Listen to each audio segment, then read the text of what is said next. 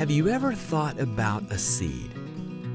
Good seeds are little things that, if planted at the right time, the right place, and are tended to, become huge blessings down the road. Whatever seeds you're sowing today, seeds for your future, for your family, for your faith, or for actual food, you're at the right place. Welcome to the Sowing Seed Podcast. Now from the studio, 20 miles from his church, 20 yards from the chicken coop, and 20 feet from his house, here's your host, Matt Miller. Are you maximizing your productivity by living by a calendar? It was just a few short years ago, shortly after I hired Aaron Walker as my coach and mentor, that he challenged me one day about a calendar because I wasn't living by one. We had gotten to a pretty comfortable place. We had walked away from a corporate career of 20 years when I factor in my time in the Air Force and then my time in the corporate world. And I was valuing not having those constraints on my life and just kind of flying by the seat of my pants each and every day. Well, Aaron figured that out about me in our weekly conversations pretty quickly. And he challenged me and he said, "You know what, Matt? You need to live by a calendar.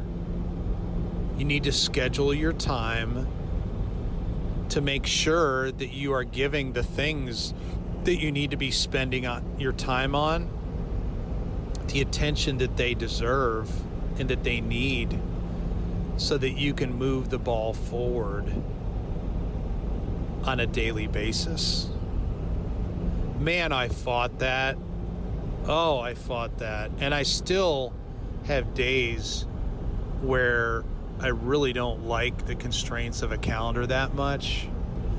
But whereas a calendar can be constraining, it can also be freeing, because not only is there work and appointments and meetings that are scheduled, but there's also free time and downtime and vacation time and family time that is scheduled as well. I've gotten pretty good at living by a calendar in the last few years. I've also learned how to block off time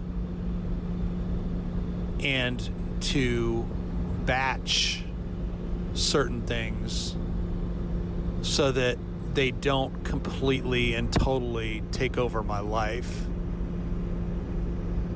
What I mean by batching is real simple. I do several different podcasts. I've got a couple of shows that I do for our franchise team each week. I have what's called the School Zone podcast, where I interview companies in the school fundraising space and share them to the educators, administrators, and volunteers of schools all across the country. And then, of course, I've recently started the Sowing Seed podcast. Well, to try to get my head around 5 different shows that I put out each and every week is impossible. But I can get my head around doing 3 interviews in an afternoon for the next 3 weeks of School Zone. I can get my head around recording 4 or 5 or 6 Sowing Seed episodes in a couple hours on a Saturday morning, or what have you. I can get my head around, focusing on yard work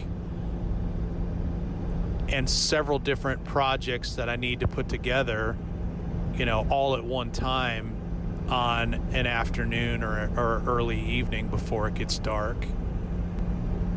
The other value of a calendar is the predictability of it. The fact that, every Monday is my meetings day.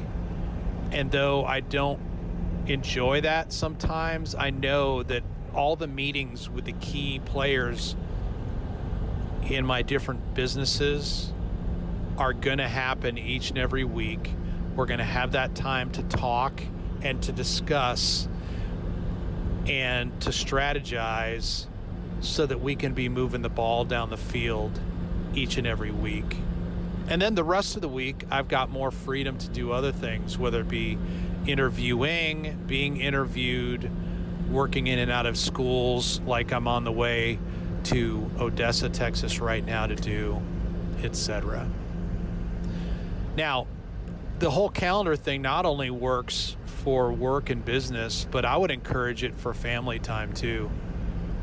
You know, calendarize or schedule dates with your spouse, schedule time with your kids, etc. It may seem odd, it may seem a little bit uncomfortable to think that that's what you've got to do to make that time. But let's face it, guys, we're all so busy today that if we don't schedule it, the urgent oftentimes ends up taking control and taking over, and that valuable time with the ones that we love oftentimes gets slighted. Thank you for listening to the Sowing Seed Podcast. If you enjoyed today's episode, please leave us a 5-star review in iTunes or your podcast player of choice. So until next time, go plant the seed you need to succeed.